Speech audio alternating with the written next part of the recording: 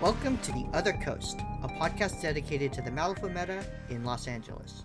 My name is Jeff, and with me here tonight is another player in the SoCal meta, Colgan. Hey everyone. Hey, so today we are going to talk about summoning. What is it? What role does it play in Malifaux? Is it balanced? And what kind of changes do we think may or may not be good for it? So, to start us off, Colgan, what is summoning in Malifaux? Yeah, so summoning is basically the ability to bring in units into the game that you haven't hired at the start of the game. So there's a couple masters that are kind of known for this, the Dreamer, Kirai, and yeah, I guess in a nutshell, you're just able to bring in normally minions, like anywhere from 5 to 9 cost minions. Usually, in order to summon them, it's going to be an action, and it's a simple duel. And the difficulty of the duel is dependent on the total cost of the models you're trying to summon in. Are these summons, do they tend to be tied to the keyword of the master in some way, or is it like, oh, a Dreamer could just summon any Neverborn model? Yeah, it's usually tied to their keyword. So within the action, it'll usually say that this model can summon any minion in the Nightmare keyword in the case of Dreamer, or I guess the Urami keyword in the case of Kirai.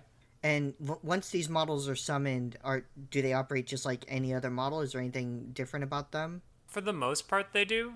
A lot of these minions, when they're summoned in, they'll get something that's called a summoning upgrade, which will generally be a debuff, so it might make them slow or staggered on the turn they come in. In other cases, it will give them additional abilities. So, for example, the Dreamer, I think on his upgrade, the minions come in being staggered and buried, but one of the abilities on the summon upgrade is that when an enemy model fails a willpower duel generated by a model in your crew, then you're able to unbury them in base contact with the enemy model that failed the willpower duel. Gotcha. And then these summoning models, because they get a summoning upgrade, that limits the number of models that you can have in play, because the upgrades themselves are limited, right? Right, yeah. I think base they're plentiful too, and then pretty much all of them across the board have the caveat that if the summoner, the Dreamer, is the leader of the crew, then you can increase the upgrade to plentiful 5. So if you hire them in as a second master, you can usually capped at a limit of summoning in 2 additional models, and if they're the master, it's a cap of 5. But I don't think I've ever been in a game where someone has hit that summon cap. Right. Yeah, I think it's probably pretty difficult to do. Maybe if you're summoning in Daydreams and the other cheap Nightmare models. But yeah, I think probably if your opponent is worrying about that upgrade limit, he's probably in a pretty good situation in terms of the game. Yeah, I guess with Summer it's actually pretty feasible. Right. Except that Somer has a trigger where he can skip giving the summon model the upgrade so that it wouldn't even count against it. Right. And then one final thing we should note is that a model cannot take the interact action the turn it is summoned, which is important because for these summoning crews, a lot of times, because a lot of their build resources is towards the summoning engine, you often need these additional models, these new models, to do your scheming for you. So if you are playing a summoner, just kind of remember that you have to plan a turn ahead in terms of placing your scheme markers or picking up stuff. Yes, very important. We have kind of divided the summoners into a couple different categories in order to make it easier to talk about them. And so to start, we just kind of want to talk about these 3 categories we've broken the summoning masters into, and the 3 that we have are the incidental summoners, and then the resourceless summoners, and the summoners who need a resource. So to kick us off, Colgan, can you explain what we mean by an incidental summoner? So incidental summoners are, well, in our interpretation, are summoners like Sonya or Lynch. Yes, Lynch. Sorry, I forgot his name for a second. Basically, that they don't have an actual summoning action. What they have instead is they have an action. In the case of Sonya and Lynch, it's more or less the same ability, but they're able to deal an amount of damage equal to either the burning counter or the number of billions tokens an enemy model has on them.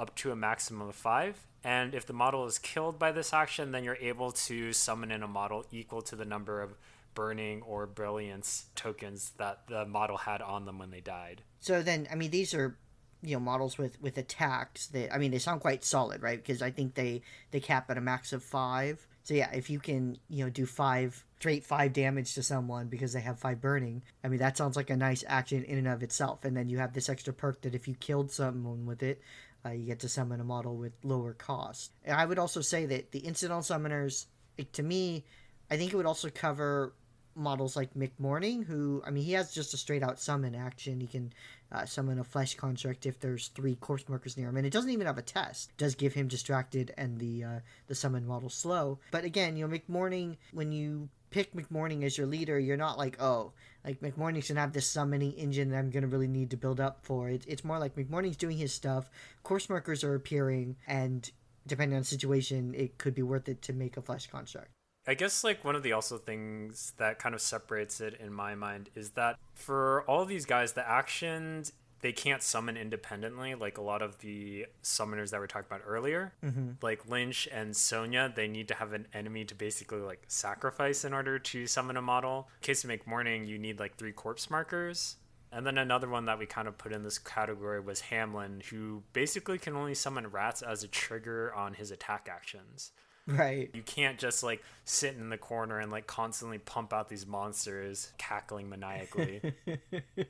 Right. So yeah, I mean, kind of the core way to think about this category as we've interpreted it is that these are models that they can summon, they may summon. I mean, you may, we're not saying their summoning action is bad or undesirable or anything, but it's not expected to be their main contribution to the game or kind of a primary method for them to achieve their goals. I think the interesting thing too is even though we say like incidental summoning, these summoning actions can be really cost efficient and action efficient because you're basically killing a model and getting another model, so you're creating like a 2 model gap right whenever you get these off. Yeah, and actually, McMornings, it takes a 3 course marker. There's a player in our local meta who was talking about bringing McMorning in with a Reva list because, you've got the corpse candles already, so you just need a little bit more help, and you can start generating flesh constructs every turn.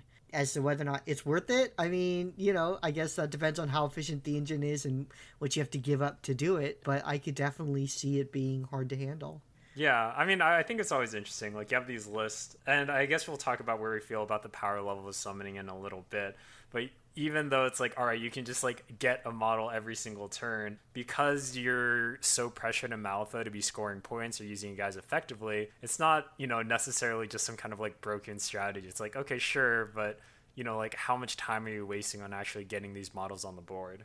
Right, yeah, definitely. So that's incidental summoning, and then so the remaining summoners, these are kind of like the core summoners, the summoners who when someone says summoning, you think of these masters, right? Like Dreamer, like Kirai, Nicodem, even though he's Dead Man's Hand, Somer, right? Tara. There's a bunch of these. Every faction has at least one, maybe 2. And they do tend to be kind of some of the better masters in general. But we've kind of broken these up conceptually based on whether or not they require a resource to summon. So Colgan, can you maybe and a lot of this is going to be self-explanatory, but we do have a good number of new players who listen to our podcast. So can you just basically kind of describe the difference between a resource and a resourceless summoner? Yeah, I guess for our purposes, we kind of view that the summoner, where it's just a simple duel action in order to see if they can summon in models, to be as resourceless in the sense that they're not relying on any external factors in order to get this off. I guess within the concept of the game, generally you're saving a card or you're burning a stone to get the suit you need to pass a simple duel.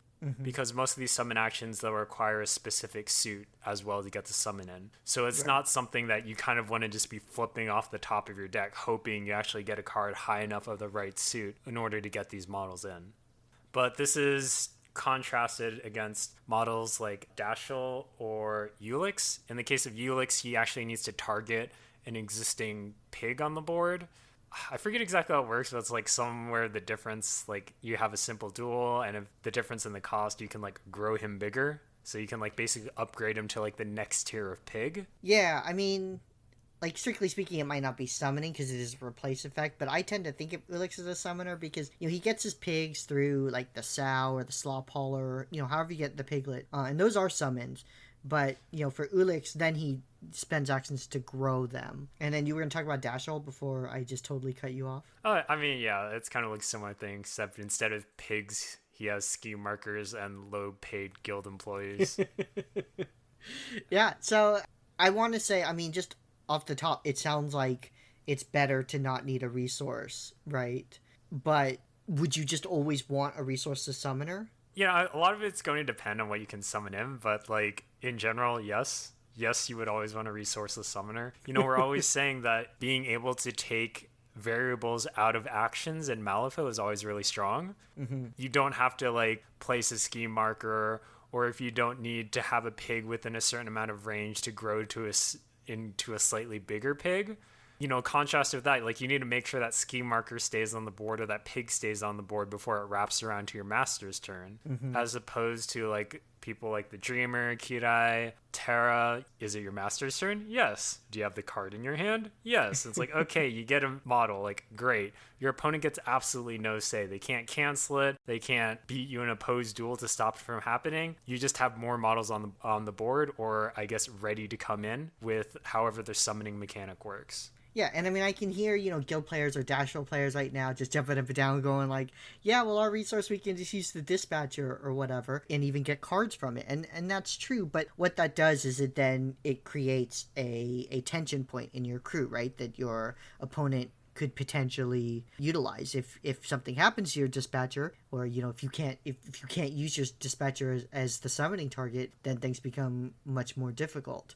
So even if you have a resource that you think you control, unless you have just absolute total mechanical lock on it, it can potentially be a weak point at some point in the game, even if you expect it to be, irrelevant or even advantageous. The more moving parts you have, the harder it is going to keep it going, right? Right. Okay, sure. Dashful summoning has become a lot more reliable since he can target his totem and even get a card back, which is great. But you have to keep him near that totem, or you need to keep the totem alive, and you need to be cognizant of threats against both of those targets. And the totem is going to be a lot harder to keep alive as opposed to your master. Right. So, we have been talking about masters in terms of summoning. Are all the summoners in the game masters? No, there's some other summoners. Models like the Forgotten Marshal, Minako Rei are some examples of, I guess, like henchmen, or are they both henchmen? I forget. No, the Forgotten Marshal's an enforcer. Okay. Yeah, of models that are non-masters that can summon. Minako Rei, I guess she would kind of be in the what we would consider like a resource summon, since she needs scrap markers in order to summon in the Katashiro. And then in the case of Forgotten Marshal, I don't think he requires a resource. No, but he's an enforcer, so he can't use soul stones. And that's when you get the Whisper. Yeah, well, that is when you get the Whisper, and hope that you can either arrange things or that you have the card in hand.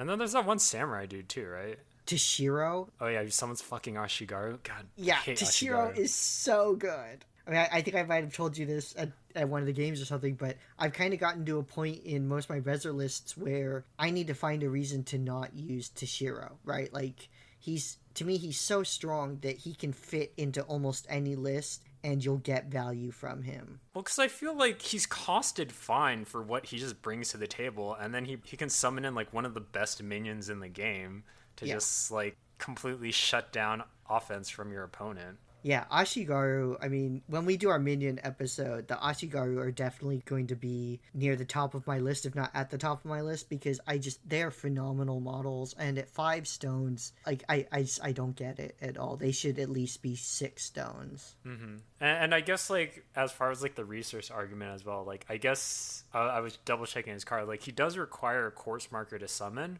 but I feel like in Resers, you have a lot of options for just getting free corpse markers without having to try and like hunt down enemy models. You do, and also, a lot of those are support models, and if support models die early, then they're just kind of a waste of stones. But if you're able to keep support models alive, then they do quite a bit for summoners, and, I think we'll talk more about kind of that dynamic, the way support and summon kind of amplify each other. But, even though you need course markers, I think it's it's a pretty minimal resource for most rezzers. Yeah, and I guess if you have Toshiro around, like the support models make corpse markers or they become corpse markers, right? Yeah, I mean, I think when you're looking at Toshiro, it's like if I include him, I want a corpse generation system, right? Otherwise, maybe I just shouldn't bring him. Yeah, he doesn't even have like summon upgrades or anything. They just like take 2 damage, and it's like, okay. Yeah. Oh god, the more I read this, the more it bothers me.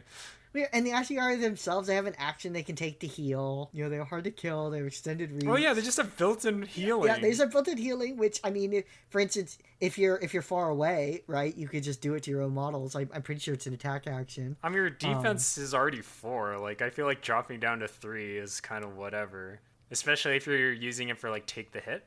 Yeah, take the hit. I mean, these guys have so much. You know, they're the nexus of the whole terrifying issue.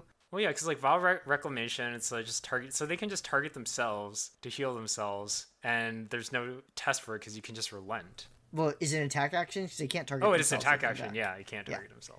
But I mean, you know, they can target Toshiro or right. you know somebody. Yeah, you can target friendly model or you know like an enemy model. Well, and you know like injured is so bad to put on an enemy.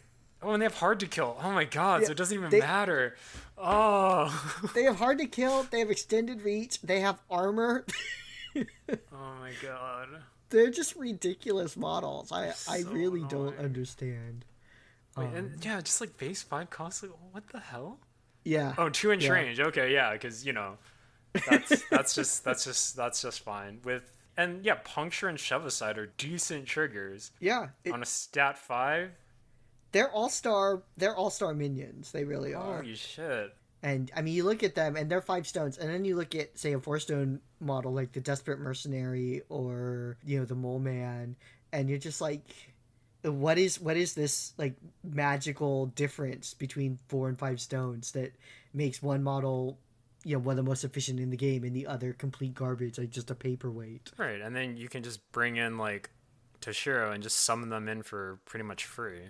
Yeah, and then Toshiro's giving them all pluses to their duels or to their attack actions. I forget which one, because he buffs all minions. They're soaking up so much damage. Yeah. No, Toshiro is very strong, and in no small part because the Ashigaru themselves are just ridiculous. So I guess this is a good segue for us to talk about balance, whether we think summoning is balanced or not. And we're going to try to stay away from mitigation. It might slip in at some point, but for this segment, we're primarily going to try to focus on the arguments as to whether or not summoning is balanced. So one thing that happens when you summon in a model is that your opponent gets a pass token. In the vast majority of cases, there's some individual models like when Hamlin summons a rat, that might not be true. Anything with mindless. Yeah, anything with mindless. Although I can't think of another thing that has mindless. I can't think of anything off the top of my head, but I do know it's more than just rats. So, pass tokens.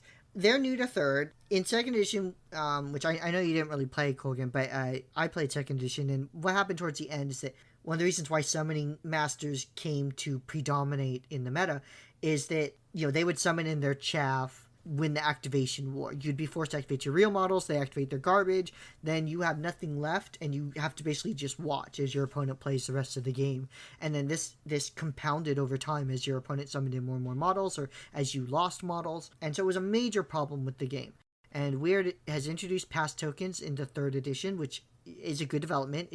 Pass tokens, for those of you who are new, when it's your turn to go, if you have a pass token, instead of acting, you can discard a pass token and force your opponent to act. And unused pass tokens become initiative for the next turn, and then they go away. So you can't store them up, but if you don't care about the activation order in the turn you get the pass token, you can preserve it to try to gain initiative control in the next turn. So, Colgan, how well do you think pass tokens do in balancing summoning? I think they help, but it's not like, oh, they got a model and I got a pass token, like, hell yes.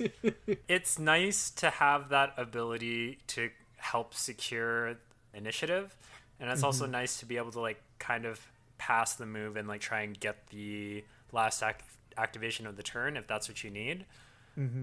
But it's again, I feel like there's kind of like a breaking point between like the number of models they get and the number of pass tokens you have, right? If they have like 5 extra models and you have 5 pass tokens, it's not like mid game when there's a lot of action going on and you need to respond to your opponent's moves or like try and activate your guys to keep them in the game, stop your opponent from removing them. Like, you don't really want to be passing like 5 activations when you're starting to scrum, and you only need so many stones to help secure the first turn of the next turn. Mm-hmm.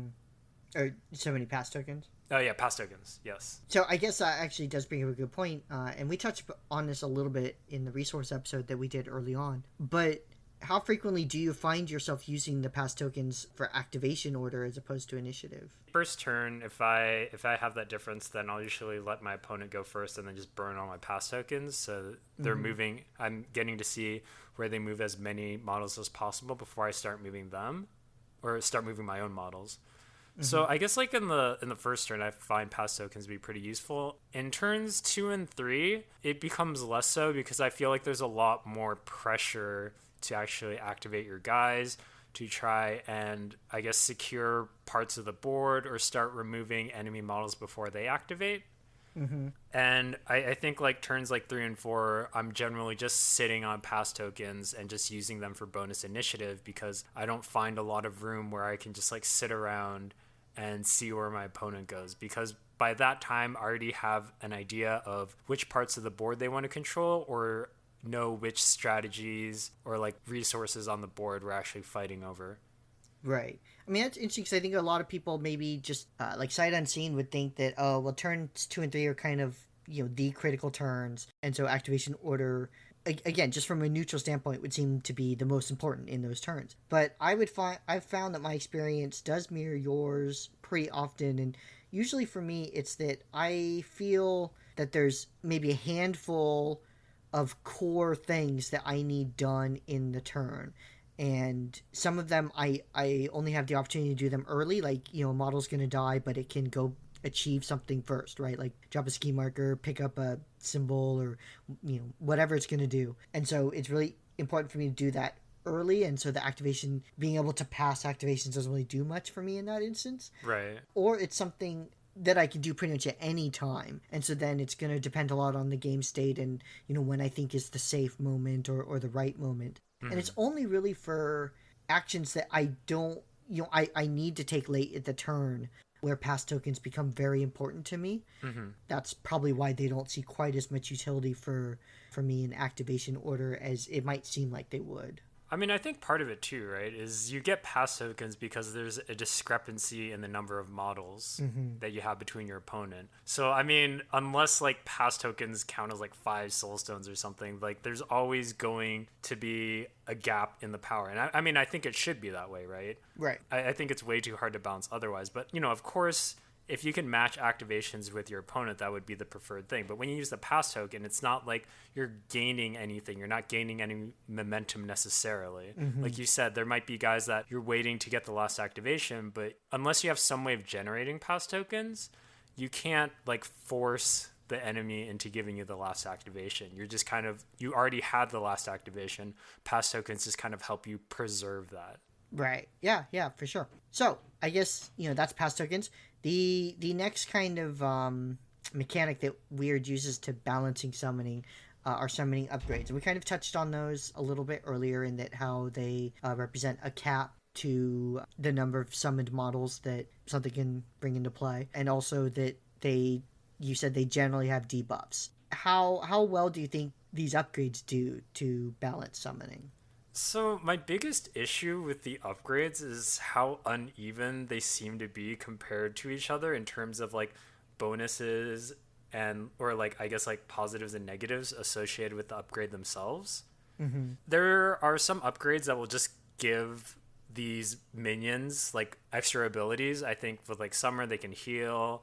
I think with Dashel it's like an extra move that they could possibly do as a bonus action, which just makes them better than the models you can hire in. Right. And like one case I can think of especially is in the case of Dreamer. On his upgrade, he gives his guys staggered, but they start buried. And then you have the Out minion who has 2 abilities that trigger, and the only way to reliably trigger them is if he's summoned into the game. I forget the exact name, but one is like when he's unburied, then he instantly deals 1 damage to any enemy models in base contact with him. And then whenever he's placed, he gets to make an attack. Right. And both of these conditions, like there aren't, and correct me if I'm wrong, I don't think there are any models in Keyword that allows Dreamer to like place friendly models into like base contact with enemies and things like that. Oh, that's a good question. Yeah, because I think I think you could Teddy... use like the hooded rider. I mean, this isn't Keyword, but you could use the hooded rider to ride with me. Yeah. So there are some like edge cases where you can get like another model and you can use things to like place them in base contact, but like natively in the Keyword, I don't think there's any ways to do it, and the Alp itself doesn't have the ability to like blink in and out of existence to trigger these abilities. So like you're really just losing power if you decide to hire in an Alp as opposed to summon him into the game. So then it feels like if you actually hire in the Alp, you're basically throwing away points. Right. Because there's these abilities that you're never going to be able to trigger. And with Dreamers in particular, right, and Tara's to a lesser extent, for a reason I'll talk about in a second, one of kind of the balancing factors is it doesn't start in play, right?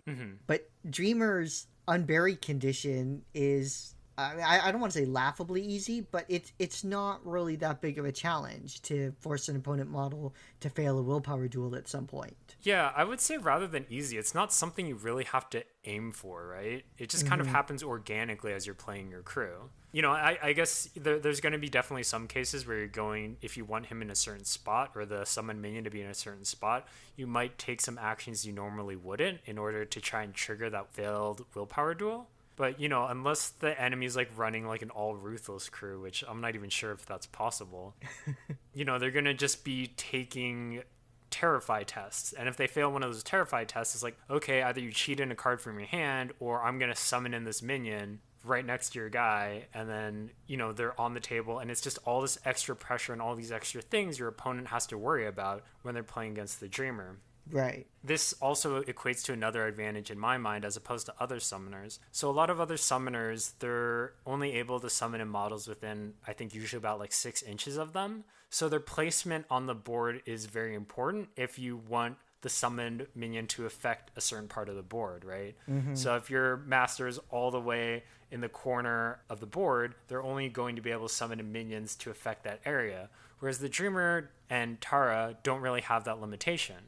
They can just summon, and they can be heading towards an objective, and they can just kind of summon as an afterthought without really having to change their course of action. Now, some of these summoning upgrades do serve as, I think, a stronger counterweight, right? So Sonya's the sticks burning on a model. I mean, there may be ways to use it, but generally that's just kind of bad. Asami's summoning upgrade is actually pretty serious in terms of putting pressure on the summoned model or Asami's crew to keep it in play.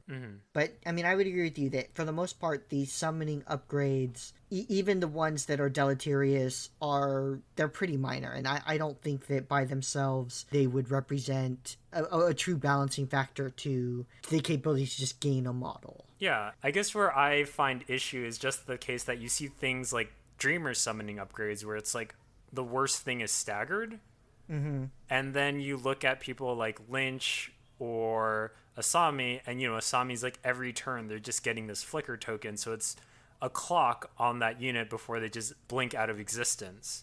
And then for Lynch, they're constantly losing brilliance, and once that goes, then they also just atrophy and die and like disappear into nothing. And like thematically that's cool, but it also works as a balancing thing because like, all right, these summoning models need to do something while they're still on the board. Right. Whereas Nicodem's... Oh, sorry, go ahead. No, it's just like contrast to other people where, they summon them in and they're really just permanent models and they get like their full AP. And in the case of Dreamer, which I was talking about, they're actually more effective when they're summoned in as opposed to hired in. Right. And like, how much does it really matter if you're staggered, if you start buried and you unbury, when a model fails a willpower duel? So, you get more movement than you would have got walking. if you'd started next to Dreamer and just taken a walk action or something. Actually, I think I misspoke. I think it's Stunned. I think it's stunned. Yeah, it's Yeah, I stunned. think it's stunned now that I say that, because otherwise staggered would just be like really silly. Yeah. But yeah, even stunned, it's like on a fresh model. It's like, I mean, I guess that, you preferred it not to be stunned, but as opposed to like being slow or like just like blinking out of existence, like, yeah, sure. Yeah. Necrodim's summoning upgrade is pretty interesting to me because, I mean, it works kind of similar to Lynch's in that they'll take damage if they're not near Necrodim or another model with the necrotic font or necromantic font. I forget what the exact term is. But they take a bunch of damage and it drops a corpse marker, which can then, of course, be a resource, right? For fucking Ashigaru. Yeah, for Ashigaru, or like if you summon in a guild autopsy, they can turn those in. They can take damage and turn those into soul stones. So I think it's kind of an interesting dynamic because it is a balancing factor. Losing half your life or having to stay within a pretty narrow range of a certain models is balancing. But the fact that you can then turn around and use those as resources adds another dynamic to it. Yeah, I mean, like, in general, I would like to see summoning have, more negative things on the upgrades. So you have to be a little bit more, I guess, mindful of when you're summoning things in, as opposed to it just being like, this is the automatic action that we're going to do. Right. Because I kind of remember them talking about, like, the reason that they limited summoning to, like, an action a turn is... And I guess correct me if I'm wrong because I never played second edition. That like one of the main strategies for summoning masters in second edition was to just kind of like sit in the corner and just use your summoning action as many times as you could throughout the game. Well, some of the summon actions cost 2 AP because in second edition actions had variable action costs. So yeah, I'm not sure how much that really changed things. I think the reason they had to make them 1 per turn in third edition is that since there aren't action points, if you didn't restrict how many action points it took to summon, then you could just summon 3 times. I guess, like, ideally, and I don't know how to go about this, but it would be nice if summoning felt like something that you did when the situation called for it, as opposed to it being like, if you aren't able to summon this turn, then you've seriously mismanaged your resources and you're losing a lot of power on your master. Or, you're not master, right? Because as we went over, henchmen and even in a couple examples, enforcers could potentially summon. Right. And for the most part, they don't attach summoning upgrades. So the Ashigaru, they just come in clean. And they take that 2 damage. They do take that 2 damage. So usually the non-master summoners will have something like that, especially if they don't require a resource. I'm not really sure which one is better because as we went over, in a lot of these cases, the summoning upgrades penalties really aren't that severe. So maybe, getting to circumvent that doesn't change that much. But I do kind of feel like if you're bringing in a non-master summoner, it's already... It tends to be like a less reliable mechanic or a more restriction mechanic. It's not something that you want to have to spend a bunch of extra stones or resources in to mitigate. So I can kind of understand why they made non-master summoning, I mean, I don't want to say less restricted, but why they didn't give them these upgrades. And I have heard from other people, they say like, oh, well, it doesn't really make sense to me because non-masters shouldn't be better at summoning the masters. And I can appreciate that argument. But I would say that outside of a couple of kind of corner cases, I don't really think that's the dynamic in the game. I would agree with that. And I'm repeating myself a lot, but it's just, I'm not sure where they wanted summoning to fall into the game. Just because for some masters... the summoning upgrade is very detrimental to have, whereas like for other masters, it's like barely a nuisance. Right. Yeah, it didn't even feel like it was really a balancing mechanic between summoners. Right. Right? It wasn't like, oh, summoner A can summon like these models that are kind of better than what B can summon, so we're going to give A a worse summoning upgrade. Like, there didn't seem to be really any rhyme or reason other than maybe thematics. Yeah, and the other issue, again, from a balance standpoint, is that the minions in these keywords should be costed competitively with everything else in the game, right? So then why does like Summoner A, when they summon in these minions, that they have to have all these extra debuffs on them when they're summoned in, as opposed to like Summoner B, where it's just like, oh, I guess they're stunned. Like, other than that, they're fine. Right. So it's like, are they is this because you undercosted some minions or you overcosted certain minions? Yeah. Yeah, I'm just not sure like what the overall design goal for these summon upgrades was. Right. No, I would agree with you there. And again, I actually think that they were tied primarily to thematics Mm-hmm. and maybe didn't have the best mechanical sense. The ones that, like the masters that needed maybe a heavier whack with the nerf bat from these upgrades. Right. So then another balancing factor with summoners is what the models can do other than summoning, right? Because these summon actions they're once per turn, and models have to be able to do other things. So one way that Weird could have balanced these summoners is to just make them worse in an objective sense at the other things that exist in the game. Do you think Weird has really considered that as a balance point, or do you see that much in summoners? I feel like it kind of is. I think barring kind of the incidental summoners like Lynch and Sonya, I feel like in general the kind of dedicated summoner masters, if you were to just like straight up take away their summoning action, I don't think they would be on par with other masters. Mm-hmm. So I would think in that sense they are kind of balanced. That I mean, like I don't think without their summoning action, I would go as far as to say they're just like bad models, but they would definitely be under the curve for what I would expect from a master. Mm-hmm. I think that's true in certain circumstances. Maybe Dreamer, but I'm not really sure about that. But I think I'd probably come down the other side where I don't think it really. Yeah, Dashel. Maybe Dashel might be a good example of a master who would be underpowered without summoning. Because for many of the others, especially the strongest ones like Sandeep, they're support masters. So what they are doing is just amplifying every other model in their crew and the efficiency you're getting from that. And of course, it's hard to separate what a master does from what the keyword does. So in Mm-hmm. Sandeep's case, of course, his totem is part of this. Kandara is part of this. But I tend to feel that the summoners who are also support masters are pretty problematic from a balance standpoint, because almost across the board, the masters that really produce the problems in the game aren't like whoever can kill the most, right? Like Leviticus is sort of an outlier, but no one says like, oh, like Lady Justice is so broken, even though she's an effective killing machine. And it's because ultimately your ability to kill models within the context of the mechanics of the game, it is probably not at the top end competitive with the ability to boost your entire crew the way top tier support masters do. Yeah, I mean, I guess I can definitely see that. I guess I also just need to kind of like expand my personal experience against a lot of these summoning masters. That's right. You are wrong. Accept that you're wrong and that I am right, and then this whole podcast will be so much smoother. Should we just change this into a solo episode? Yeah, you just need to provide like applause. I'll just Well, press the I clap mean, I'm just button. gonna posit that I think the issue is that in the meta, there's just no one anywhere near my skill level. So like, even if I play against these like broken masters, it's just like kind of whatever. Yeah, I'd like to argue with you, but stupid Tyler and his data makes it pretty You got to get obvious. on my level, man. These things aren't issues at the top. But I mean, I think with the summoning master issue, part of it is that almost every master that you would call a support master is also a summoning master. Hmm.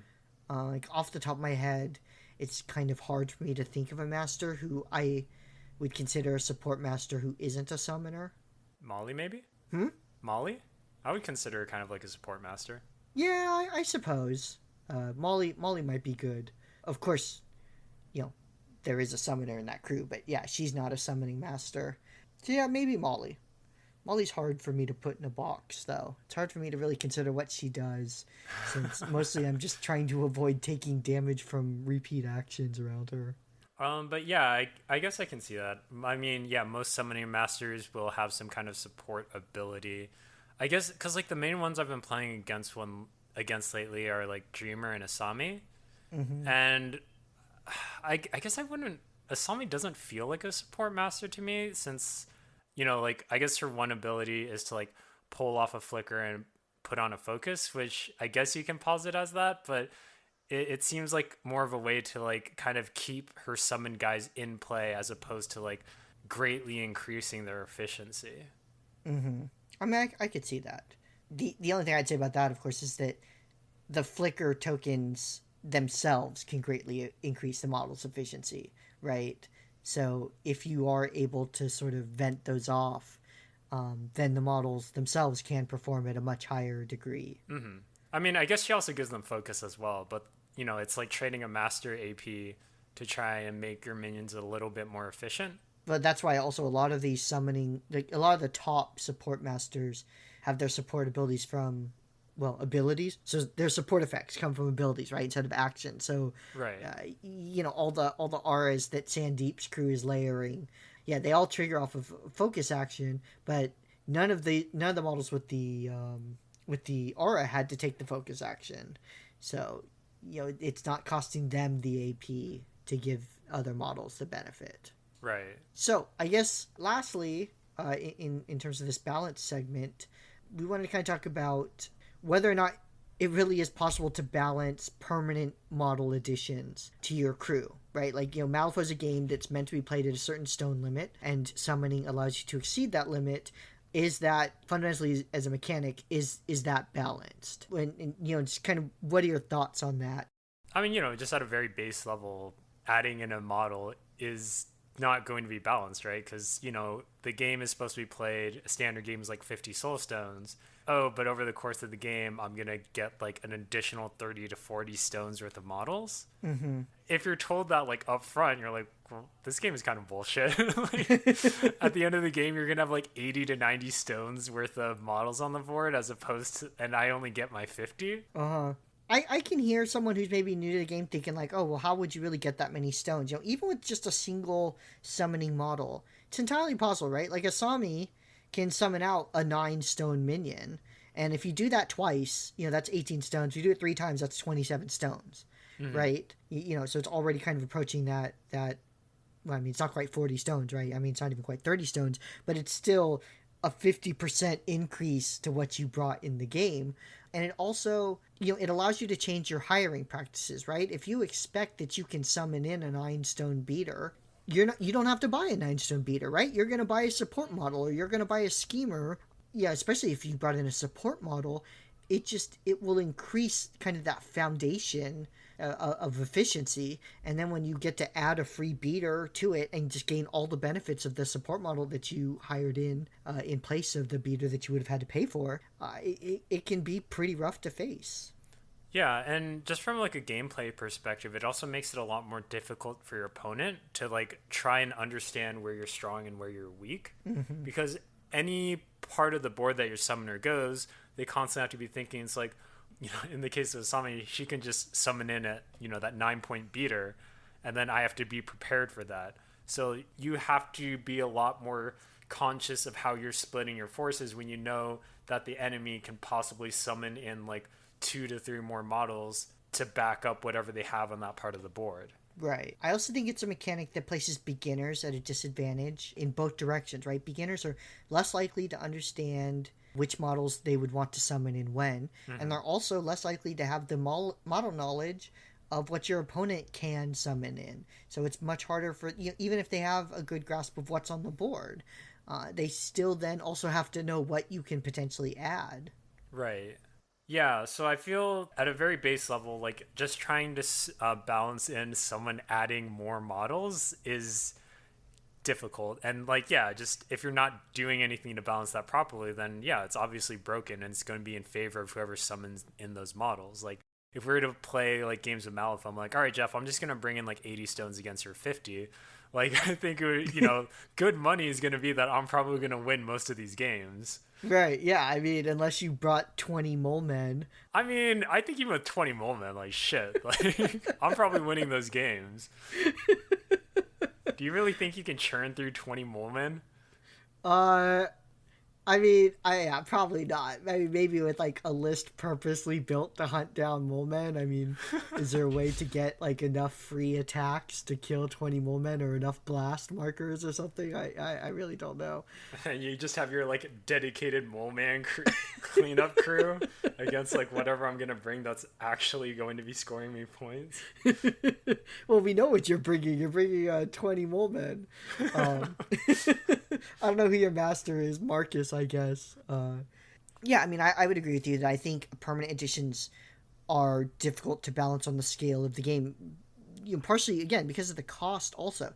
If this were 40k, where you have 2,000 points and you can summon in, you know, like a 10-point demon or something, you know, the amount that you're increasing your total army by is modest, right? Whereas in Malifaux, even the least costed summons is going to represent a not negligible stone increase. Right. And you know, many masters can summon in multiple minions, right? You just add with the total cost of what you want to summon.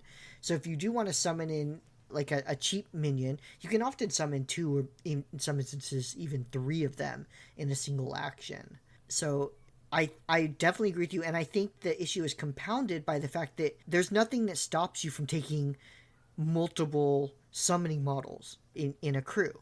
I did this against Jim. I mean, I was playing Nicodem, who admittedly is Dead Man's Hand. Not everyone allows Dead Man's Hand, but you know, you could maybe do this with another summoner. But I had Nicodem, I had Tashiro, I had Asur Rotten, and I had the Forgotten Marshal. And at the end of the game, we counted it, and I had summoned something like 40, 42, 44 stones, something like that, of extra models. So I was basically playing the game with two crews. And at that point, it's a lot to get through for your opponent. Right, right. So I think we've done a good job of kind of going over some of the balance issues that are integral to summoning. You know, overall, do you think summoning is balanced as a mechanic? Like, I mean, I understand it's Malifaux, you know, it depends, everyone take a drink. And so blanket statements are often not that useful in Malifaux, but just, you know, if you were to say, do you think summoning as a whole is balanced? Where do you come? Do you think it's underpowered, overpowered, or right where it should be? I would say it's overpowered. I don't think it's like insurmountable, but you know, if there's two equally skilled players, if one's bringing a summoning master and the other isn't, I'm going to say that the majority of the time the person with the summoning master is going to win, just because they're bringing in those extra points, and it just gives you so much more flexibility throughout the game and the ability to kind of like mitigate losses in your crew. Mm-hmm. Yeah, I mean, I'm of a similar mind, as I'm sure my ranting has given away by now. I think summoning is overpowered. I think it's always been overpowered in Malifaux. It's just a very difficult mechanic to balance within the context of Malifaux. Now, when I say this, I don't mean to imply that it's a mechanic that shouldn't exist in the game. I kind of feel about summoning the same way I do Mill in Magic. I mean, I think if you play Mill in Magic, you're a terrible person. So you think everyone that runs summoners are just terrible people? Yeah, well, I mean, you know, it's a legitimate mechanic. It should exist in the game, but it's not fun to play against, and it's hard to balance properly. Because, I mean, there are plenty of games, too, where the summoners just get run over, right? Mm-hmm. And because I don't think summoning... I don't think it's a point-and-click thing where, I just summon in a bunch of extra models and swamp you and win. I'm not implying that summoning is like that at all. So I think it's hard to balance in lots of different ways.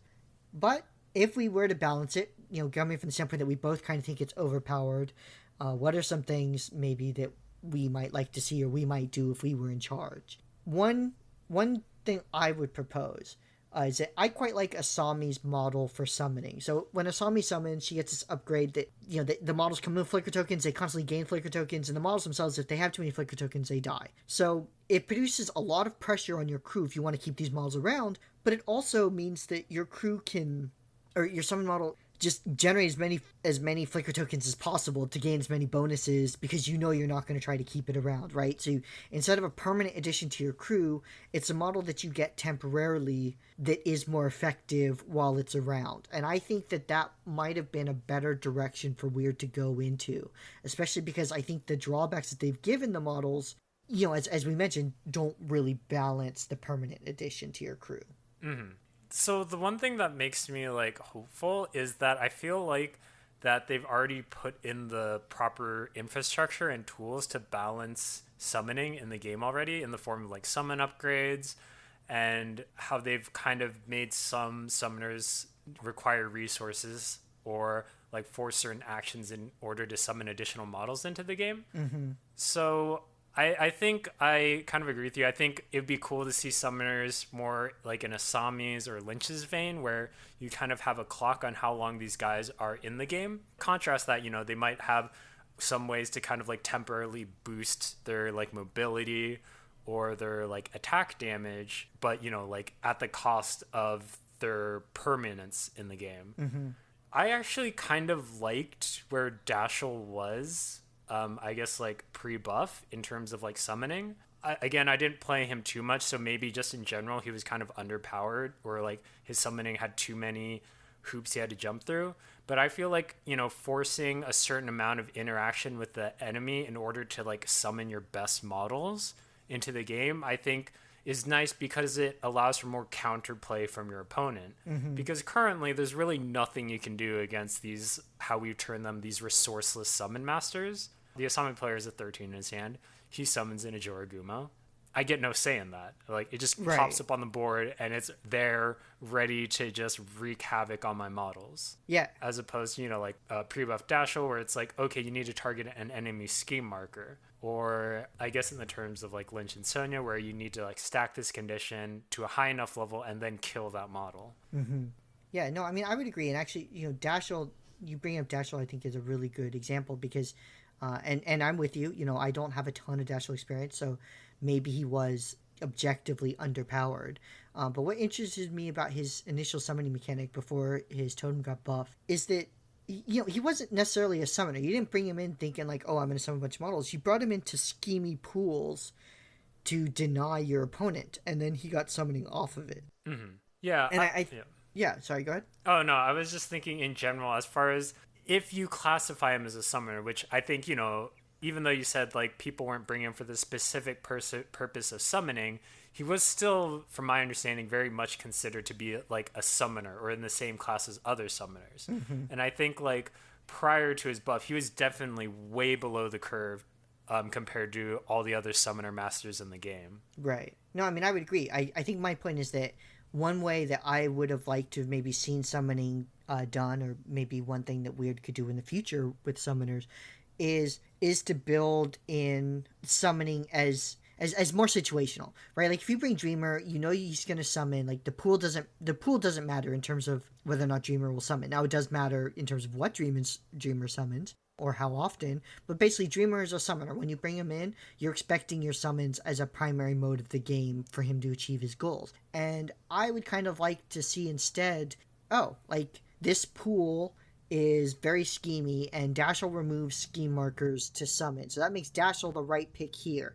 That's how I would prefer to see summoning, to be more situational and less just the optimal play for that model in almost all circumstances. Right. Other than turn 5, maybe. Yeah, so I think we're kind of in agreement there. It's like we'd like to see a little bit more counterplay, but I guess on top of that, if I'm understanding correctly, you're saying you would like it if, you needed, or if the conditions on the summoning made it so that was more advantageous into certain like strategies or schemes.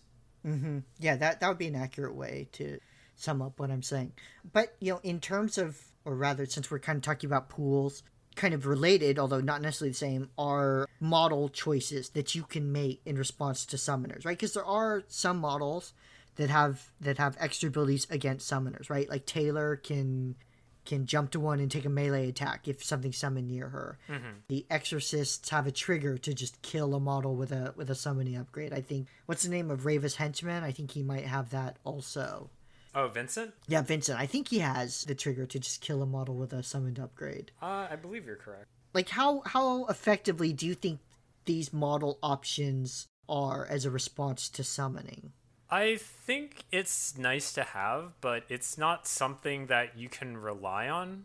I'm only aware of that trigger being in Guild and Resurrectionist, right? For the ability to just like immediately execute someone with a summon upgrade. And I guess I also feel like that this shouldn't be the way you play against it. I don't think it should be like, oh, he brought a summoning master, so I'll just bring in this guy that just insta kills any summon. Right.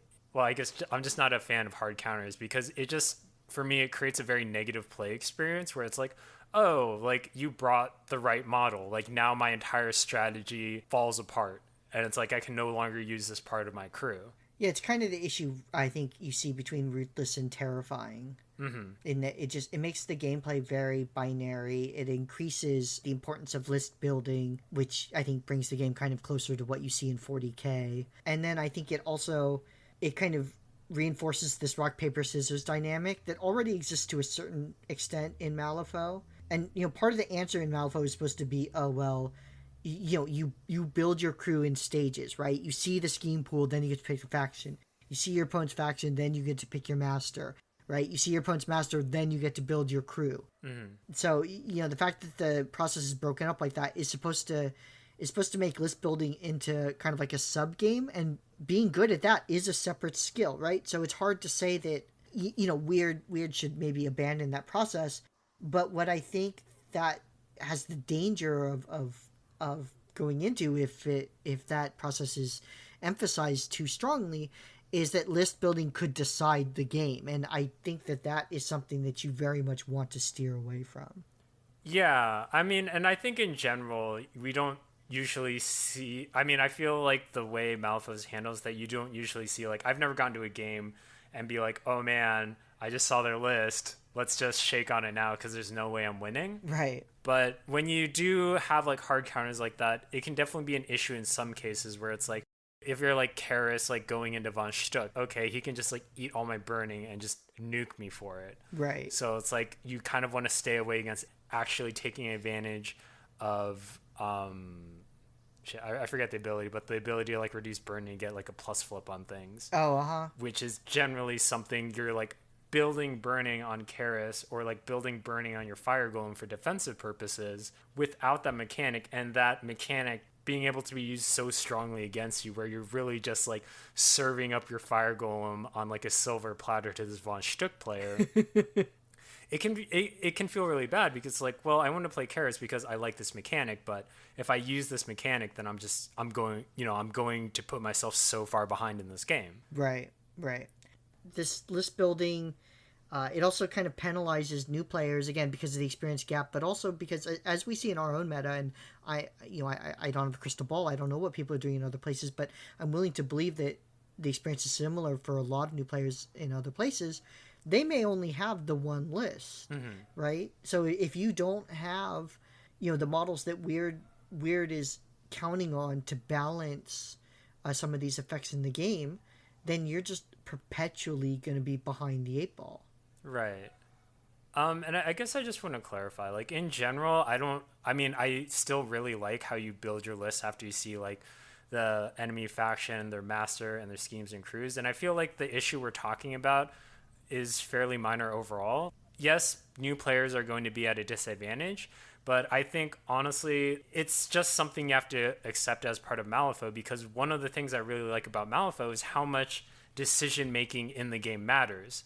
And that's just naturally going to kind of fall over the person that understands the mechanics better, or has more experience, or knows the models better, is going to have an advantage over someone that doesn't, because they have the information to make better decisions from beginning to the end of the match. Right.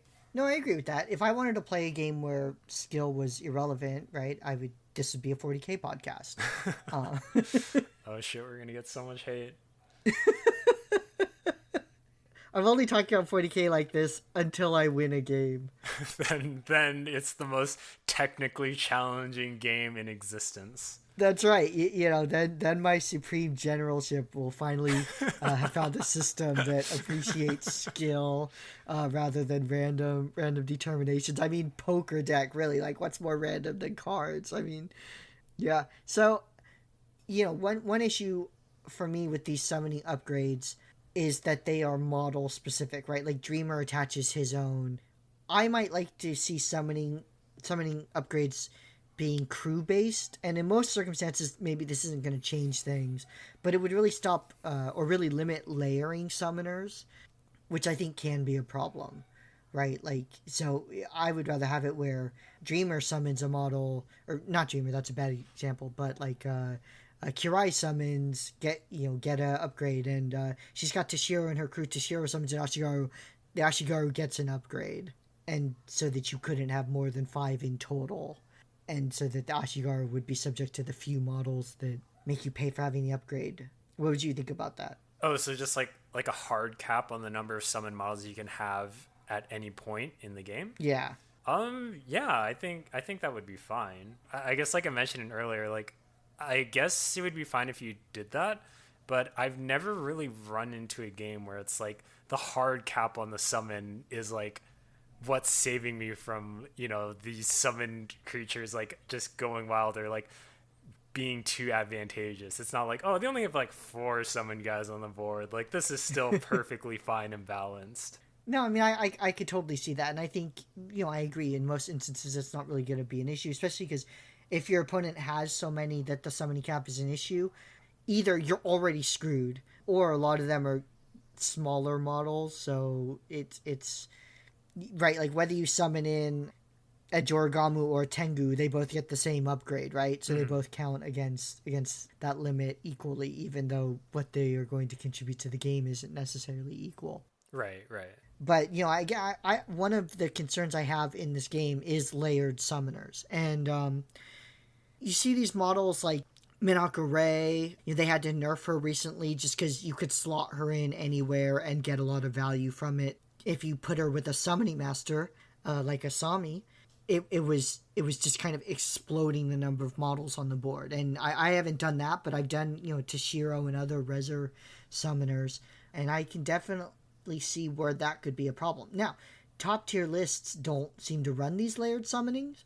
It could be because the way event time controls work, these just aren't good ideas. It could just be that I'm bad, and so my belief that these are effective is wrong. But I suspect, especially at the casual level, that 2 or 3 summoners is going to be pretty difficult for the average player to deal with. Yeah, I would definitely agree. And actually, after you mentioned Minako Rei, I thought that what actually might be kind of interesting is because one of the changes they made is that unless she's targeting like a shadow marker, the TN of it goes up a lot higher, right?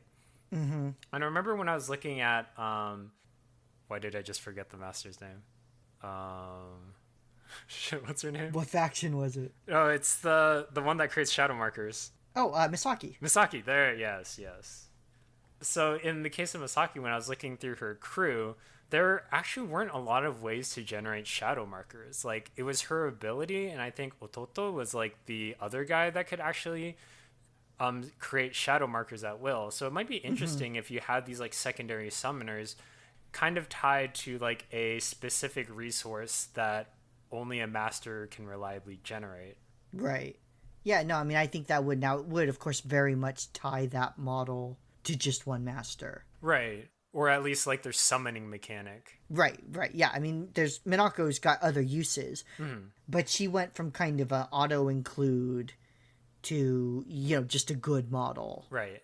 Now, one thing about summoning is that you just summon models that exist in the game, and as you've mentioned, they're kind of priced in the sense that what it would cost to hire them in. What would you think about Weird making specific summon models rather than just like these are the minions that exist in the game and you can summon from this the keyword subset? Oh, so like models that are specifically can only be summoned in, they can never be hired into your crew. Right, like here's like Dreamer's Waking Dream.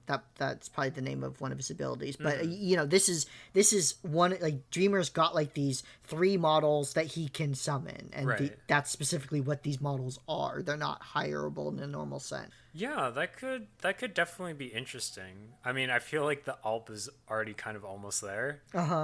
Just because like you get so much more value out of summoning him that I think there's a hard case to make for hiring him into your crew. That could definitely be a way to kind of balance it out a little bit, and it would also, I guess, in a sense, make the summoning masters even more unique, where it's like, oh, you can only get these guys if you have this person as your master. Right. And I guess on that note, for Oh my god, I cannot remember any names. Puppet Master Dude.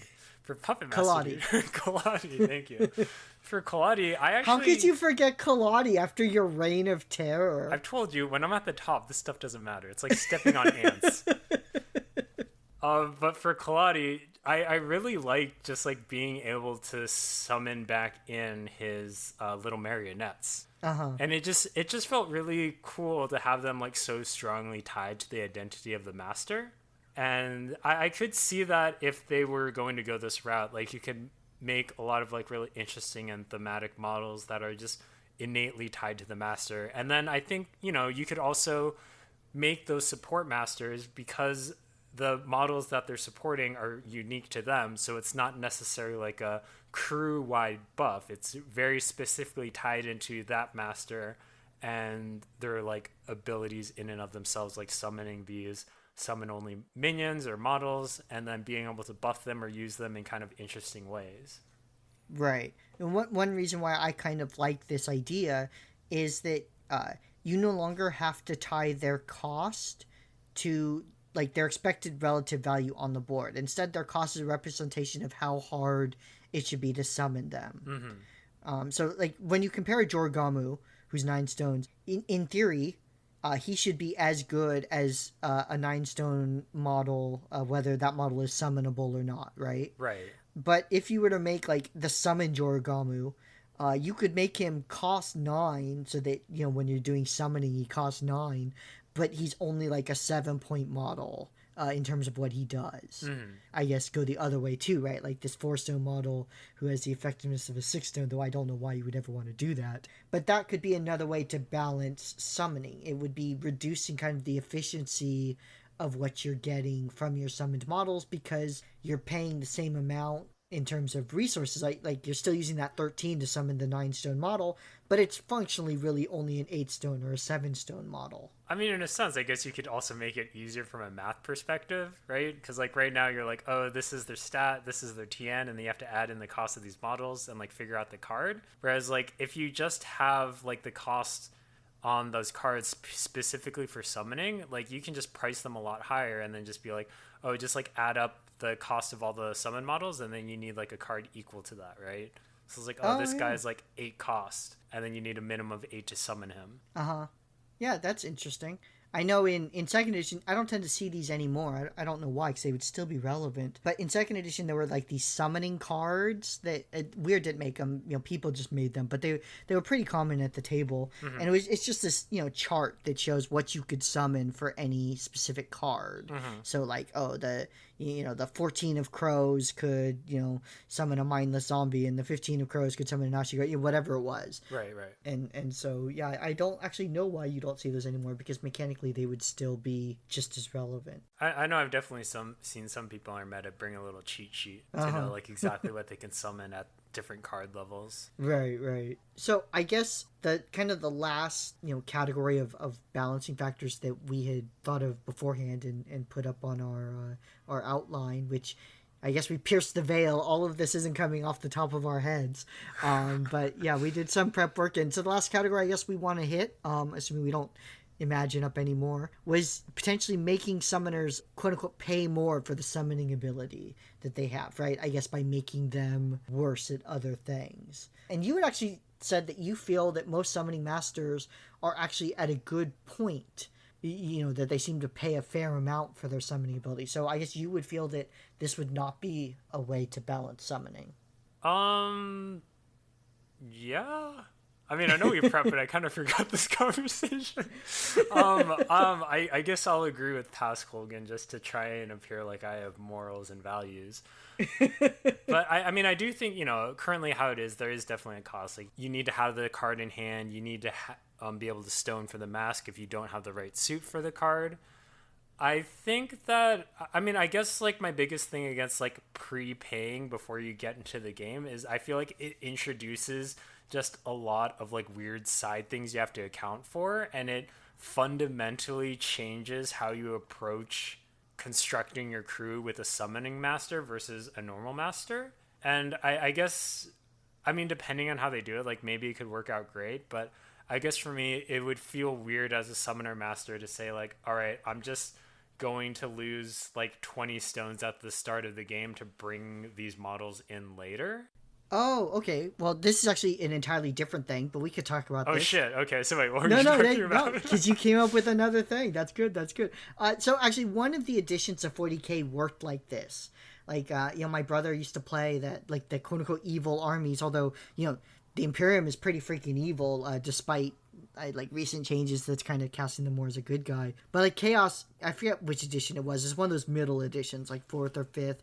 They actually had to pay, like they had to buy the demons, and then the demons didn't start on the board. You had to summon them, and some were easier to summon than others. And the mechanic I think was kind of convoluted, but it was just almost never worth it because it's like, oh, like here's some guys that I get just the whole game for X cost, and then here's some other guys who have the same or maybe a little bit lower cost but not enough to compensate for not getting to use them until I can summon them. So I would agree with you that prepaying in that sense, even if you got a discount, right, like half cost or something like that, would be pretty hard to balance. But no, what I meant is like from a design standpoint, when Weird makes a master, they say like, oh, okay, a master has we'll say 20 points in their budget, right? In terms of, okay, these are its stats, these are its abilities, and we think that this master is now balanced. And summoning masters, some of their design points are going into summoning,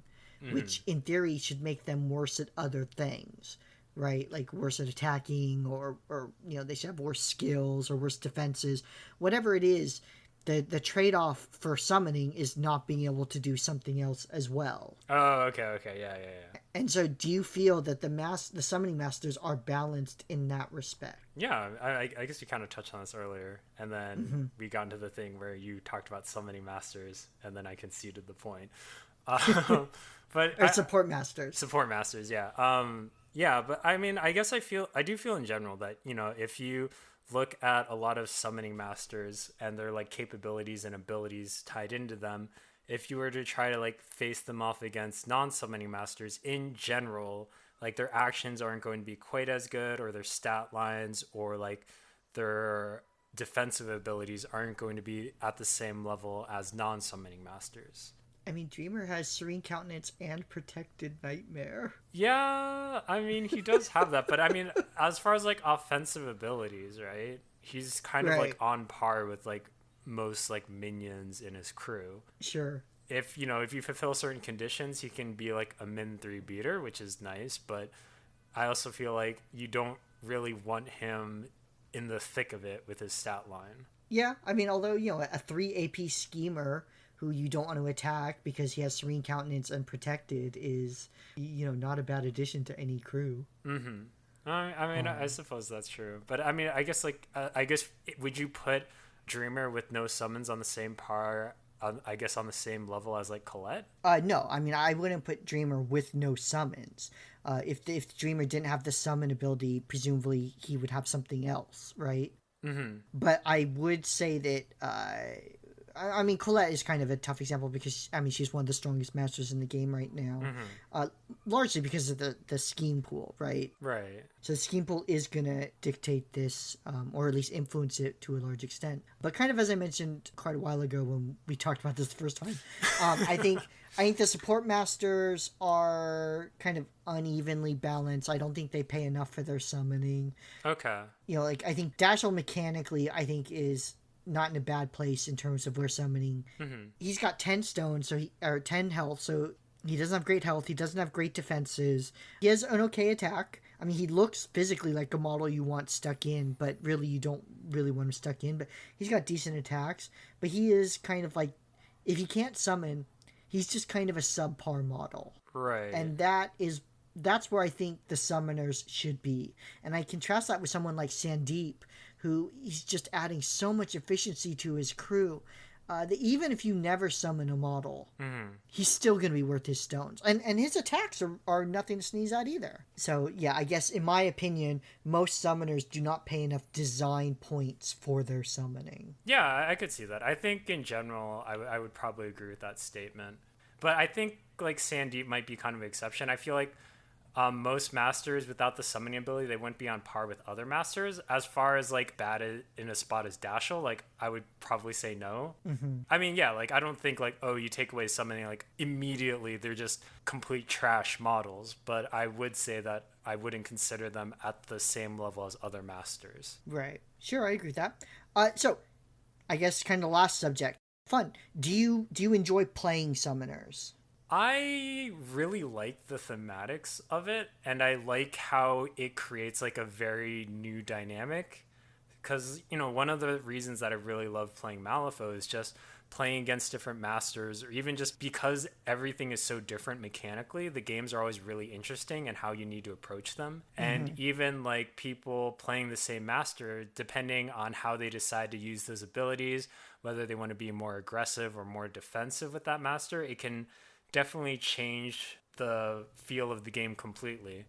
So I do like having summoning in the game. I like that it's there. I think it can create some like fun and interesting moments.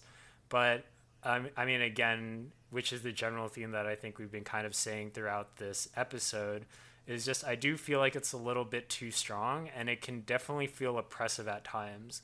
Like I remember playing a game against my wife. He's really taken a liking to the Dreamer, and I was like, all right, I just got to be like aggressive and try and like knock off these models so I can, you know, make sure she's not building up too much of an advantage.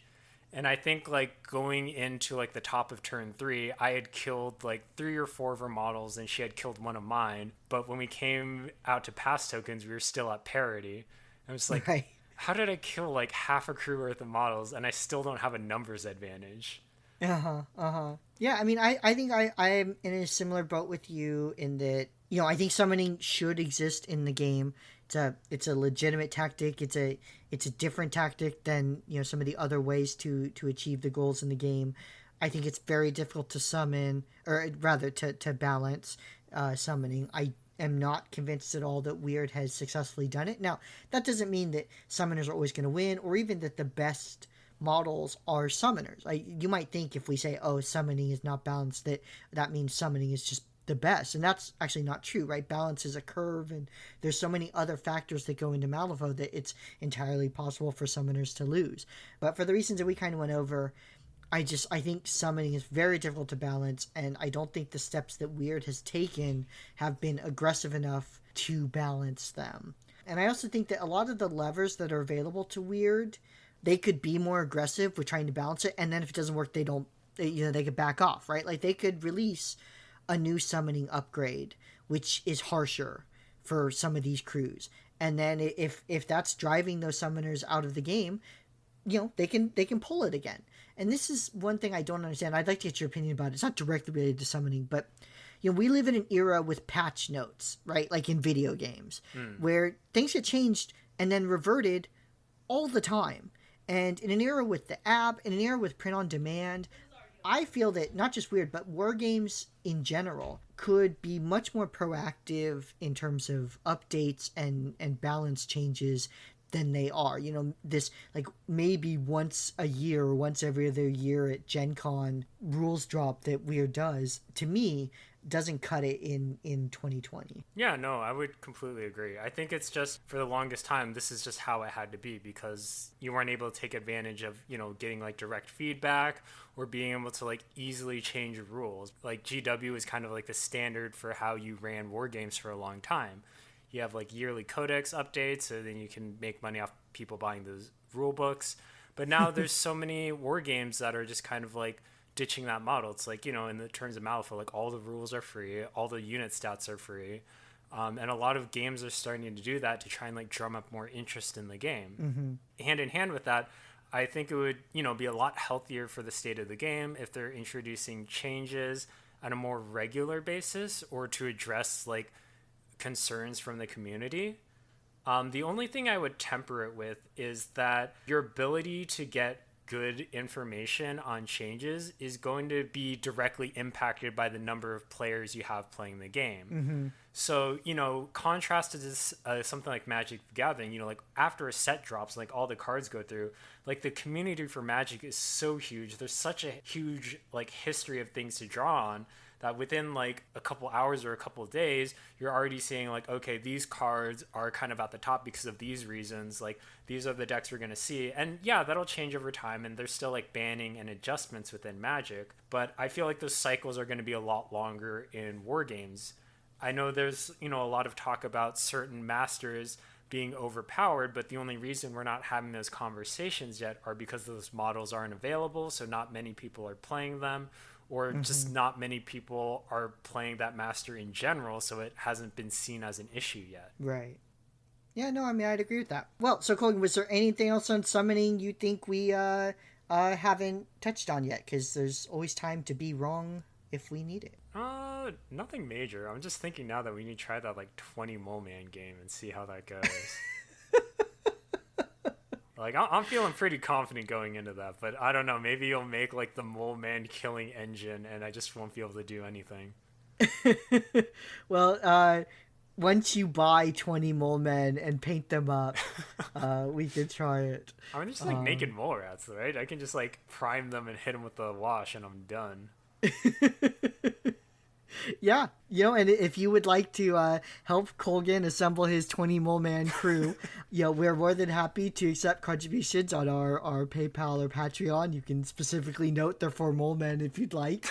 If you'd like to support the channel in other ways, we have a Facebook, we have a website, we have an Anchor site now. We'd love a comment, a like, or subscribe. Thank you very much to everyone who has subscribed or commented, or we've gotten some audio voicemails, which were awesome to receive. We very much appreciate that. So yeah, just however you would like to support the channel, we are just thrilled to have you listen, to have you respond, to have you let us know what we're thinking, and if there's other things you think we should be talking about, or things we got wrong, or things you think we got wrong, or things you think we got right, let us know. We play down here in Southern California, but we would like to be part of the wider Malifaux community, and that's one of the primary reasons we're doing this podcast. I hope that you found it interesting. And yeah, I'm going to sign off for tonight. Thanks for listening. Yep, thanks everyone.